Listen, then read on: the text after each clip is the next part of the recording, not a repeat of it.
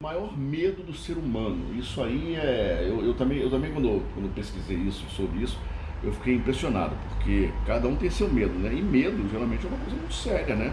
É muito grave. E falar em público ser o maior medo, depois que você começa a entender a coisa e você sobe no palco e você pega o microfone e você comunica, e no final sempre dá certo. Eu sempre falo isso para os meus alunos. No final sempre dá certo. Você fala, poxa, mas esse era o meu maior medo. Eu entendo que as pessoas tenham pânico porque elas acham, né, elas pensam que elas vão ser julgadas, que elas vão ser condenadas, que alguma coisa vai dar errado. E eu sempre falo nas aulas também, vai dar errado alguma coisa? Vai. Alguma coisa vai sair errada. Mas o mais importante é que você tem que imaginar que as pessoas estão ali não para analisar a sua performance no palco. Elas estão ali absolutamente para entenderem um conteúdo, para ingerir o conteúdo que o palestrante está falando. Não exatamente a forma como ele está se posicionando. Claro que existe um monte de dicas, porque até virar a chave, né? Até mudar do prazer, desse pânico, né? Dessa paura para o prazer é muito difícil. Mas agora, respondendo a tua pergunta, quando você vai falar em público, você bota na tua cabeça que você tem a obrigação de fazer correto, a obrigação de falar e atender o público. Você tem a obrigação de ser finalizado o teu discurso com todos de pé, batendo palma. Não é assim. A sua maior obrigação é passar o conteúdo que você sabe, sem mentiras, sem frescuras, sem dourar a pílula nem nada, simplesmente falando a verdade sobre aquele conteúdo que você se propôs a falar. Mas sem obrigação, leve, com calma, acaba sendo muito tranquilo. Frank, o improviso também é técnica. Conheço muita gente que não se prepara, principalmente professor. O professor de comunicação, são professores que entram no palco sabendo o que vão dizer e não se preparam, porque sai o improviso. Mas aí você vai ver, o professor tem 30, 40 anos lecionando, né?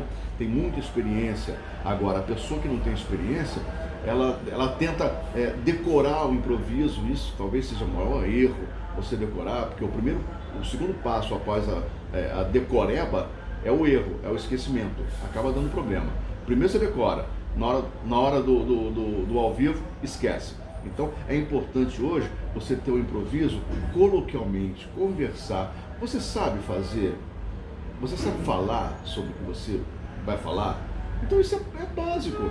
Se você sabe falar sobre o que você vai falar, relaxa, não tem problema. As coisas começam a acontecer. Basta você ficar muito tenso que as coisas vão embora. Então se deixa, sabe? Se errar também, não tem problema, Luiz. Errou também, não tem problema, sabe? Você é carne e osso, hoje não tem mais essa de errou, não é um bom palestrante. Não, errou, dá a volta por cima, esqueceu, fala com a plateia. Ih, gente, olha, esqueci aqui alguma coisa. Pega a tua cola, né? Porque tem gente também que gosta de escrever toda a palestra. Isso não passa credibilidade. Mas os tópicos, para você colocar os tópicos na tua palestra, para não esquecer um conteúdo, não esquecer sobre aquilo que você vai dizer, é super importante. Então isso vale. Que quanto mais gente te ouvindo, menos medo dá.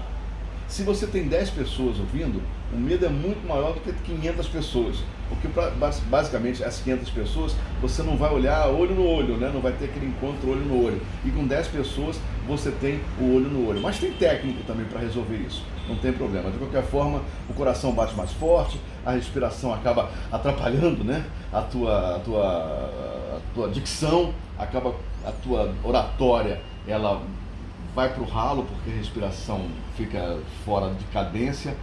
Então é muito importante você manter a calma.